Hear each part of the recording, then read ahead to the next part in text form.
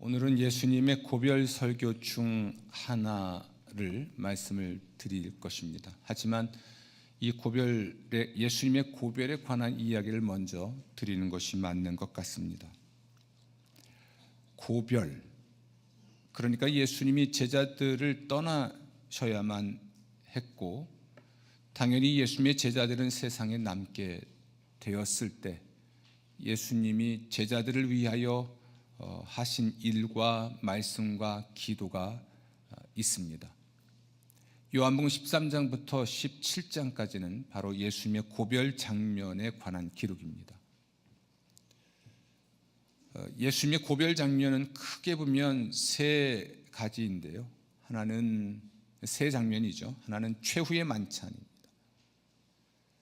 그 다음은 고별 설교입니다. 세 번째는 고별 기도로 구성되어 있습니다. 예수님의 고별 설교는 세상을 떠나시면서 제자들을 위한, 그리고 제자들에게 주신 말씀인데 세 가지입니다. 오늘은 그 두 번째 이야기, 요한복음 15장 1절부터의 이야기인데요, 그 이야기를 중심으로 예수님의 고별 설교 전체를 좀 살펴보려고 합니다. 하지만 이 말씀을 이해하기 위해서는 예수님의 고별 장면과 관련된 중요한 이야기 하나를 이해해야 합니다. 요한복음 13장 1절을 보면 6월절 전에 예수께서 자기가 세상을 떠나 아버지께로 돌아가실 때가 이른 줄 아시고 라고 되어 있죠.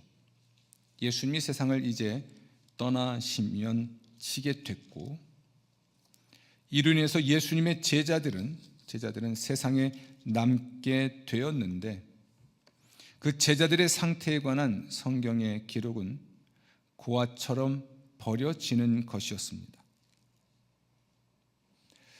14장 18절 보면 내가 너희를 고아와 같이 버려두지 아니하고 너희에게로 오리라 라고 말씀하셨습니다. 고아는 부모가 없는 아이들이죠. 부모를 통해 양육을 받지 못하고 부모의 보호를 받지 못하는 상태, 그러니까 고독하고요, 불안하고요, 그리고 고통스러운 현실에 놓인 사람들을 의미합니다. 예수님의 제자들이 고아처럼 버려진 듯 할 때 예수님은 그들을 위해서 그들에게 말씀을 하시게 된 겁니다. 그들이 고아처럼 버려졌을 때 겪게 될 일, 그것이 예수님의 고별 설교의 마지막 부분에 등장하는데요, 33절 말씀 보면 세상에서는 너희가 환난을 당하나 라고 되어 있습니다. 예수님의 제자들이 환난을 당하게 될 것이죠. 예수님은 아버지께로 가시게 되면 제자들은 세상에 그냥 남게 될 것이고, 세상에 있는 동안에 제자들을 책임졌던 예수님은 계시지 않고, 부모처럼 제자들을 책임졌던 예수님이 계시지 않으니 고아처럼 있을 것이고, 게다가 그들은 예수님에 의하여 부르심을 받아 예수님의 제자가 되었기 때문에 세상에서는 환난을 당하게 될 것입니다. 예수님의 제자들에게는 부모가 없었을까요? 있었습니다. 따라서 그들은 엄밀한 의미에서는 고아가 아니죠. 또 그들은 성인이에요. 심지어 결혼도 했습니다. 그들에게는 아내가 있고 자녀들도 있었습니다. 언제든지 그들은 생업, 그들의 직업으로 돌아갈 수가 있었죠. 예수님이 죽임을 당하셨을 때 그들은 곧바로 그들의 직업으로 돌아갔었거든요. 또 그들에겐 친구가 없었을까요? 갈릴리 호수를 중심으로 형성됐던 아마 협동조합의 일원들, 예수님의 제자 중에 베드로, 야고보, 요 사람들은 아마도 같이 고기를 잡고 살아갔던 어업 협동조합의 동료들로 보입니다. 한 동네 이웃이기도 하고요. 그들은 예수님의 제자가 되기 전에 갖고 있던 모든 인간관계를 예수님이 그들을 떠난 이후에도, 또 예수님과 함께 살아가는 동안에도 그 관계를 유지해 갔거든요. 그런데 어떤 의미에서 그들이 이렇게 세상에서 환난을 당하게 되는 것일까?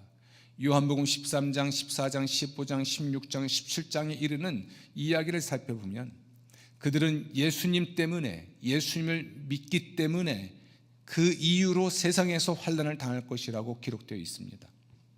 그들은 세상에서 미움을 당합니다. 곧 세상은 그들을 미워할 것이고 심지어 그들의 것을 약탈할 것이고 그들은 심지어 죽임을 당할 것입니다. 소외, 그리고 환난, 그리고 상실, 이러한 것들이 고아들의 특징이듯이 예수님의 제자들은 인간적인 차원에서 환난을 당하는 것이 아니라 예수님의 제자들이기 때문에 신앙적으로 그리고 사회적으로 환난을 당할 것입니다. 이때에 그러함에도 불구하고 예수님의 제자들이 오늘 요한복음 16장 33절 예수님의 고별 설교의 마지막 문장에 나와 있는 단어를 사용한다면 담대한 그리스도인이 될 수 있을지, 어떻게 하면 이 담대한 그리스도인이 될 수 있을지, 그것을 예수님은 말씀을 하셔야만 했습니다. 요한복음 15장은 두 번째 예수님의 설교인데 잠시 후에 소개하겠습니다만 여기서 중요한 것은 예수님 안에 거하는 것입니다. 예수님과 제자들의 관계를 포도나무와 가지의 관계의 비유로 설명했는데요. 그러므로 나무에 붙어 있어야 하는 것이죠. 나무에 붙어 있어야 된다. 이것은 환난이 있으나 신앙을 포기하지 않는 것을 의미하고, 나무에서 잘려나간 가지, 잘려나간다라고 하는 것은 농부가 잘라내는 것이기도 하지만 실제적인 의미에서는 신앙을 배반하는 것이기도 합니다. 세상의 미움을 받고 또 세상으로 인하여 소외를 당하고 또 그로 인해서 불안해지고 고통스러운 현실을 살아가면서 신앙만 포기하면 부모 형제들과의 관계도 좋아지고, 신앙만 포기하면 친구들과의 관계도 좋아지고, 신앙만 포기하면 경제활동도 좋아지고, 신앙만 포기하면 외롭지 않을 수 있고, 그러니까 소외되지 않는 것이죠. 신앙만 포기하면 결코 가난해지지 않고, 신앙만 포기하면 결코 불안하지 않을 수 있는 삶을 살아갈 수 있는데, 그래서 결국 신앙을 포기하게 되는 것, 이것을 우리는 배도라고 하는데, 그럴 수 있는 위험이 있을 때에도 그러함에도 불구하고 대범한 그리스도인이 되는 수 있는 방법이 무엇인지 예수님은 말씀하고 싶었던 겁니다.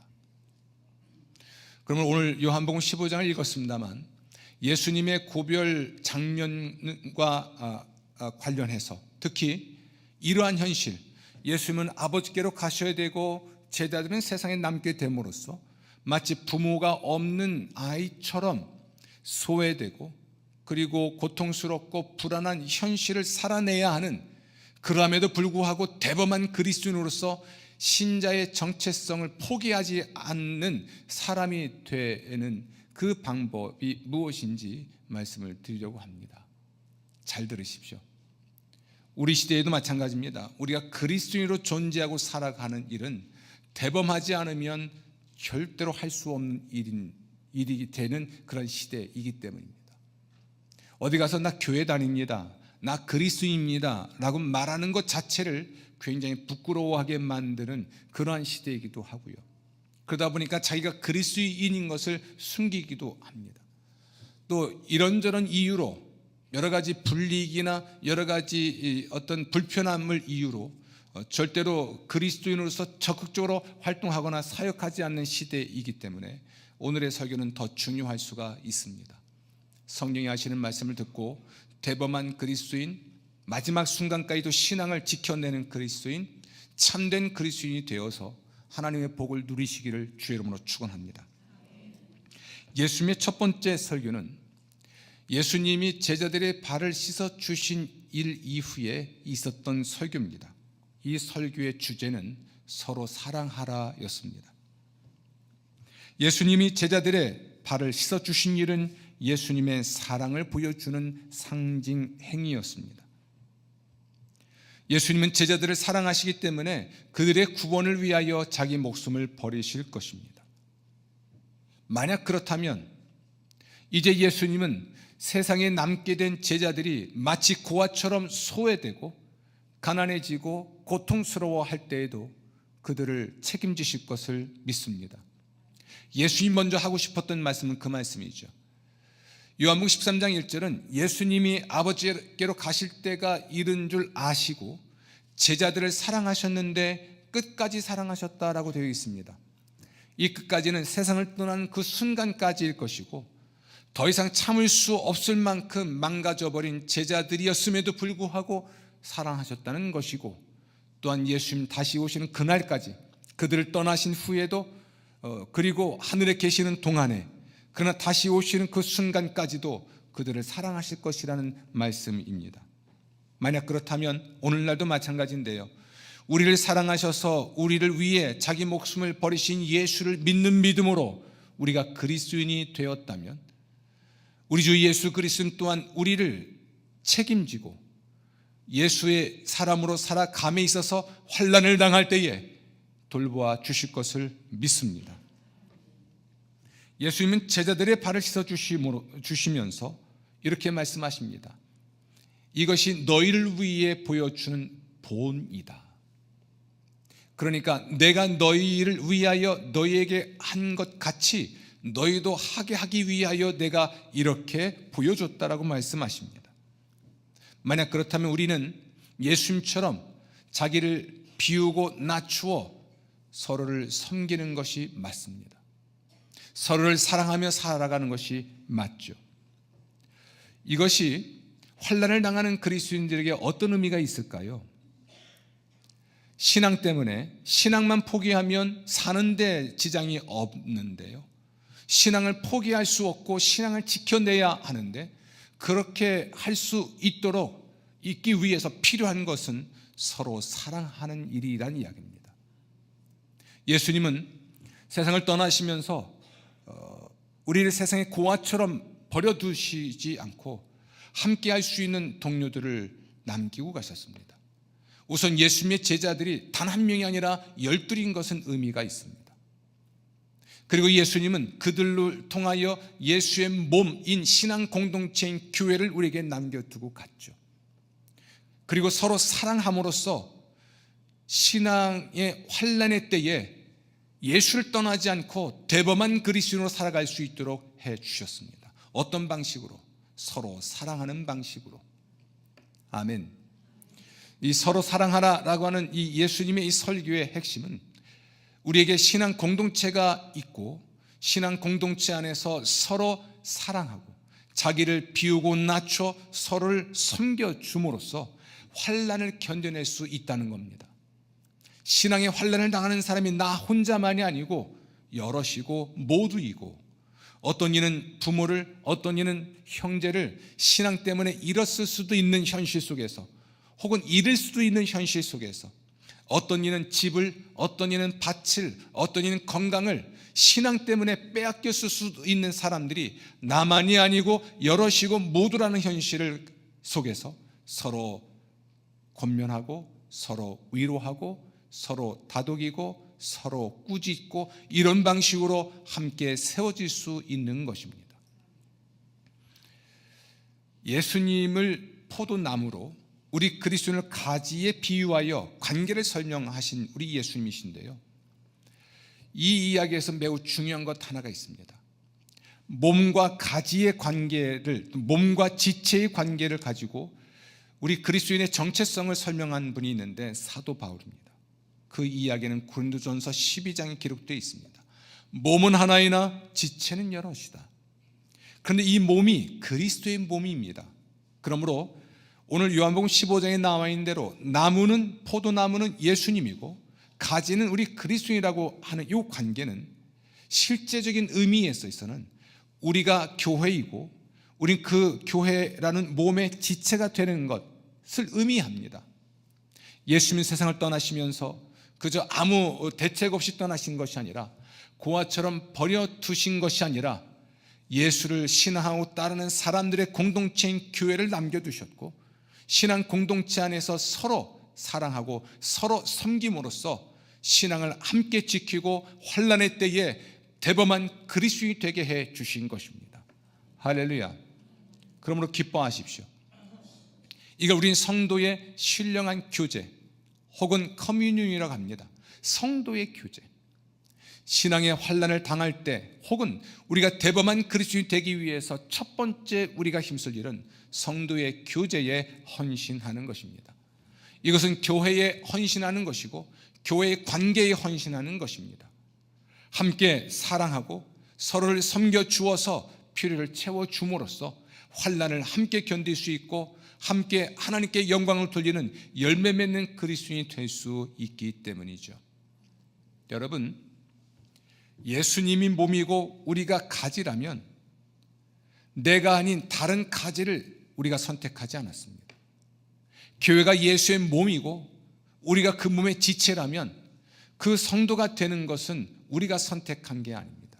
성경은 기록하기를 하나님이 지체가 되게 하셨다. 할렐루야. 우리가 포도나무의 가지가 되는 예수님과 한 몸이 되는 것 또한 내가 아닌 다른 사람을 내가 세워준 게 아니에요. 이 말은 교회는 우리가 선택하고 우리가 세우는 것이 아니라 주님이 선택하신 사람들을 통해 그들과 함께 주님께서 세우신 것입니다. 선택할 수 있다는 생각이 버릴 수 있다는 생각에 이르게 되는데요, 마지막 때가 될수록 모이는 것을 우리가 어렵게 만들 것인데요, 신앙 공동체를 알고 그 공동체에 헌신하고 성대 교제에 헌신해서 함께 신앙을 지키고 그리고 마침내 신앙의 절개를 지켜내는 하나님의 사람들 되시기를 주의 이름으로 축원합니다. 예수님 두 번째 설교가 있습니다. 그것은 요한복음 15장입니다. 이것은 예수님은 참 포도나무고 그리고 우리는 그 나무의 가지라고 이야기를 합니다. 이 설교의 어쩌면 결과로는 열매 맺는 그리스도인이 되라는 것입니다. 그러나 결과적으로는 열매를 맺게 되는 것인데, 열매를 맺기 위하여 무엇이 필요한가라고 할 때는 따라합시다. 주 안에 거하라. 예수님으로부터 떨어져 나오지 말라는 겁니다. 아멘. 주님 안에 거하라. 그래야 열매를 맺는 것이죠. 그 열매가 뭘 의미하든지 간에 그 열매가 예수님을 닮은 인격과 삶이든, 제가 볼 때는 단순한 예수를 닮은 인격과 삶이라기보다도 환난을 당하나 신앙의 절개를 지키고 예수 그리스도를 영어롭게 하는 사람이 되는 삶, 신앙을 배반하지 않고 살아가는 삶 자체를 저는 의미한다고 보는데요, 그러한 열매를 맺기 위해서 우리에게 필요한 것은 나무에 붙어있는 것으로서 주 안에 거하는 것입니다. 주 안에 거하는 것의 의미는 무엇일까요? 여러분, 저한테 사과하실 일이 있습니다. 지난번 위임식 때 가장 큰 소리로 아멘 한 사람이 이문영 집사님인데 동백나무를 안 사왔어. 그렇죠? 분명히 동백꽃나무 선물 준다고 했는데 안 사왔어요. 근데 제가 예지력이 있습니다. 다 잊어버릴 것이다. 그래서 제가 지난번에 샀습니다. 포인세티아를 사러 갔다가 동백나무 한 그루 사다가 우리 집 화단에 두었습니다. 설레는 마음으로 물을 주고, 그런데 그것이 또 하루 이틀이죠. 그냥 잊어버리고 있었습니다. 어느 날 제 아내가 여보, 꽃이 폈어. 그치, 뭐 꽃 폈지, 화단이면 꽃나무가 하나인가?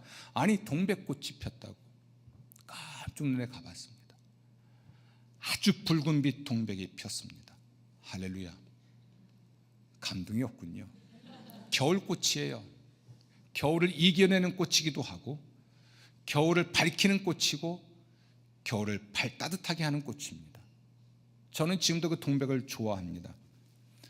그런데 안타깝게도 꽃이 지는 꽃이 있었습니다. 동백꽃은 한 잎 한 잎 떨어지지 않습니다. 꽃에 떨어집니다. 이 꽃이 너무 아까워서 저는 그냥 무심코 플라스틱 통에 물 담아서 갖다 담갔어요.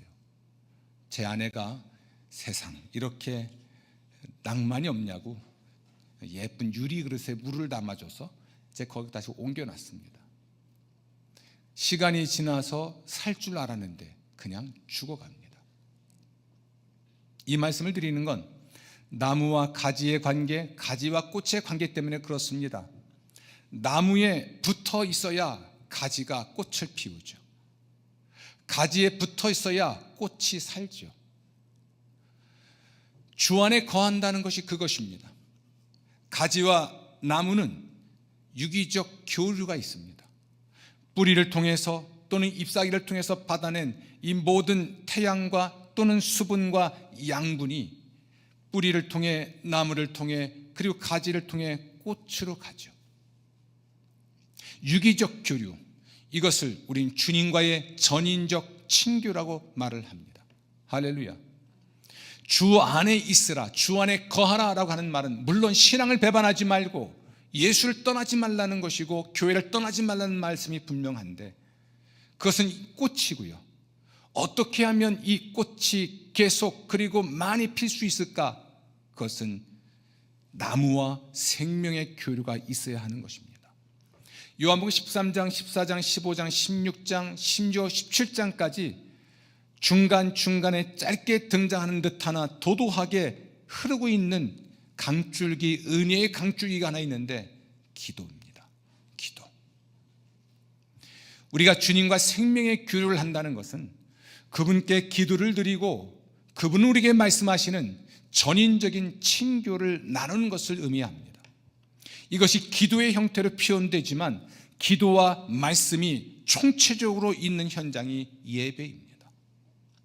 여러분, 우리가 신앙의 환난을 당하고 세상이 우리를 미워하고 혹은 우리를 소외시키고 혹은 우리의 것을 약탈해 가서 우리를 고통스럽게 만들 때 신앙을 포기하면 사는 데 지장이 없고 더 좋지만 절대로 신앙을 포기하면 안 되는 까닭에 그래서 외롭고 그래서 고통스럽고 그래서 혼란스럽지만 그러함에도 불구하고 붉은색 동백처럼 숭고하게 꽃을 피우는 대범한 그리스도인이 되기 위해서 정말 중요한 것은 나무에 붙어있는 것으로서 예수 그리스도와의 친교에 헌신하는 것입니다. 기도에 헌신하는 것입니다. 예배에 헌신하는 것입니다. 개인적으로 골방에서 말씀을 읽고 묵상하고 기도하는 방식의 개인적 예배는 물론이고 정말 중요한 건 환난을 당하는 동료들이 한 곳에 모여서 하나님을 예배하는 방식으로 공동체적 친교를 통해서 우리가 꽃을 피우는 신앙의 절개를 지킬 뿐 아니라 예수를 닮는 그리스도인이 될 수가 있을 것입니다. 사랑하는 성도 여러분, 그러므로 주님과의 친교에 헌신하십시오. 인생이 삶이 우리를 속일 때 우리가 예수를 믿는다는 이유만으로 우리를 소외시키고 우리의 것을 약탈해가고 우리의 삶을 불안하게 만들 때 그럴 때일수록 우리가 힘쓸 것은 주님과의 친교입니다. 제게는 중요한 결정을 해야 하는 순간들이 많이 있죠. 또 있었고요. 제가 목회와 관련해서 있었던 중요한 결정들은 몇 가지 있는데 그 중에 하나는 과연 내가 이 신학을 해야 할지 말지를 결정하는 순간이었습니다. 대학원 입학해놓고 또 방이 6개월 갔다 오고 이제 2학년 복학해야 되는데 3학기 복학해야 되는데 심각한 고민에 빠졌습니다. 그때의 선택은 중대한 선택입니다. 중요한 선택이죠. 내 미래를 결정하는 심각하고 중요한 결정입니다. 어떻게 해야만 했을까? 또 어떻게 해야 하는가 고민스럽죠. 저희 교회에서 21년째 목회합니다만 이 교회를 떠날 것인가 아니면 계속 여기서 목회할 것인가를 결정해야 되는 순간들이 두세 차례 있었습니다. 그때 결정하면 저는 이 교회를 떠나는 것이고 다른 곳에서 목회를 하는 것이죠. 나의 미래가 바뀌는 중대한 결정이죠. 이렇게 긴급할 수도 있고 또 긴급한 동시에 중요하고 중요한 동시에 긴급할 수도 있는 결정을 하는 것은 우리의 미래를 결정하는 것이기 때문에 긴급하고 중요한 것들입니다. 신앙의 환난을 당하는 순간들은 더더군다나 그렇습니다. 그때의 결정은 매우 중대하기 때문에 이런 결정, 이런 선택을 위해서 우리가 무엇을 할 것인가 생각해 봐야 돼요. 사업을 하는 분들은 사업과 관련해서, 자녀를 키우는 부모들은 그 자녀의 미래와 관련해서 무엇인가 선택하고 결정해야 되는 중요한 순간들이 있을 수 있습니다. 그럴 때일수록 우리는 주님과의 친교에 헌신해야 합니다. 그럴 때일수록 우리는 성도, 신앙의 동료와의 친교에 헌신해야 합니다.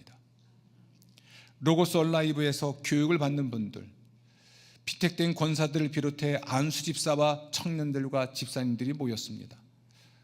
지금 보니까 거의 한 5명 되는 것 같습니다. 상당히 많은 분들이 주일과 주중에 저와 함께 공부하고 있죠. 지난주 신앙과 삶이 일치하지 못하여 청년의 때가 되면 교회를 떠나는 현실에 대해서 원인을 분석하고 해답을 주는 글이 있었습니다. 그 중에 하나가 성서적 세계관이 형성되지 않았기 때문이라는 답이 있었죠. 이 이야기를 했던 가보라고 하는 분은 세 가지를 이야기합니다. 그러니까 신앙과 삶을 일치하게 만들기 위해서 필요한 것 세 가지. 첫 번째, 멘토입니다. 신앙의 선배, 특히 신앙의 스승이 있어야 하는 것이죠. 혹은 신앙의 코치가 있어야 하는 것입니다. 두 번째로, 동료입니다. 경건한 동료죠. 내가 신앙을 지켜나갈 수 있도록 함께 해줄 수 있는 신앙의 동료, 경건한 동료가 있어야 합니다. 그리고 세 번째는 성서적 세계관을 형성하는 것인데, 저는 이것의 근간이 되는 것이 성경이라고 믿습니다. 이 세 가지를 종합하면 이렇습니다. 성경으로 삶을 나누고 성경에 근거하여 함께 삶을 나눠가는 멘토와 동료가 있을 때 우리는 신앙과 삶이 일치할 수 있고, 신앙의 환난이 있을 때에도, 중대하고 긴급한 결정을 해야 할 때도 오판하여 잘못된 선택을 하지 않을 수 있고, 신앙을 지키고 대범한 그리스도인이 될 수 있다고 저는 확신합니다. 사랑하는 성도 여러분, 우리 주님과의 인격적 영적 친교에 힘쓰는 삶, 주 안에 거하는 삶, 곧 그분을 예배하는 삶에 헌신하시고 신앙의 동료와의 인격적 영적 친교에 헌신하는 삶, 교회와 교회 공동체 안에 머물고 사랑하는 여러분 되시기를 주의 이름으로 축원합니다.